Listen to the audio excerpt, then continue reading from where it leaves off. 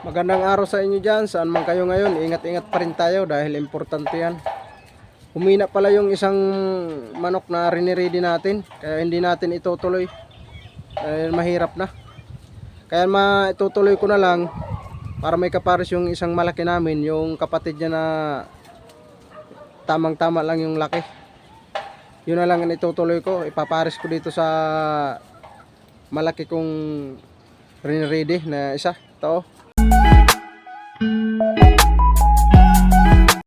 Ito sana mga katrabaders yung ilalaban natin sa sa 40,000 yung premyo.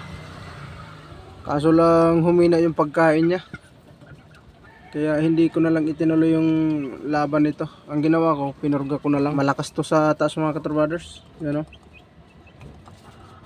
Kaya pinurga ko to, mga 3 araw ko siya hindi pinakain.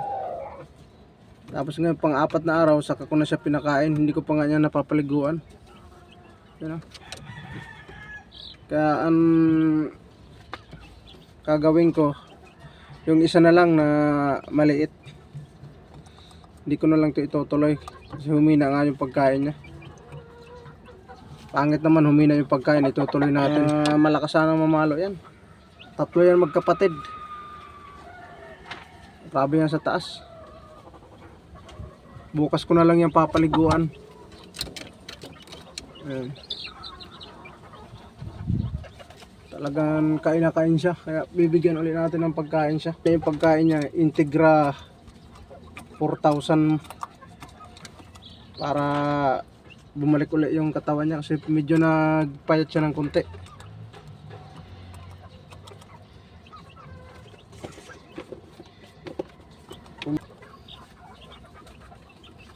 So ngayon, medyo malakas siya kumain, no?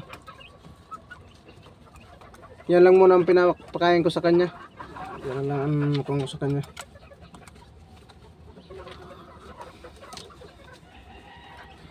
Bitter single ang linagay ko dito sa tubig niya na pinapainom ko dyan. Ngayon, malakas siya sa kumain, no? Pulang-pula yung muka. Hindi naman siya na-over sa gamot kasi pinaliguan ko to nung nakaraan. Kaso lang humina lang yung pagkain niya. Kaya hindi ko itutuloy yan. Ito yung isa, puntahan natin. Ikapares natin doon sa isang malaki. Yun o. Pulang-pula rin yung mukha.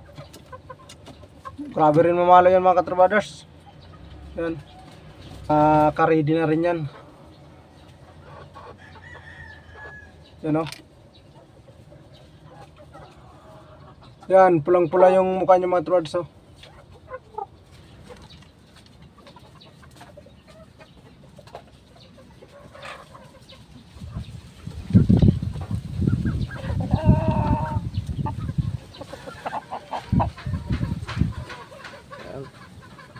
Ito yung pinakamalaki sa magkakapatid na 3. Kaya dito ko siya ipapares. Ang ganda ng tindig ko mga katrabaders. Yan.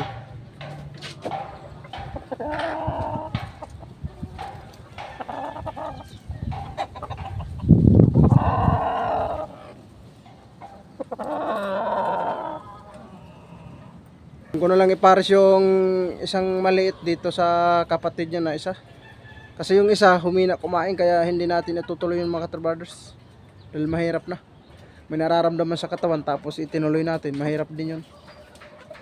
Kaya pahinga-hingahin na lang natin siya. Pag galing na lang niya, saka na lang natin siya i-ready ng maganda-ganda. Mas maganda rin yun na na-ready talaga ng maayos. Na walang nararamdaman. Kasi mahirap yung maglaban tayo na may nararamdaman yung isang manok natin. Mahirap yan. Sinyalis din yun na mga katrabaders na mahina yung katawan nila. Hindi yan papalo ng maayos sa kalaban pag mahina. Sana andyan kayo.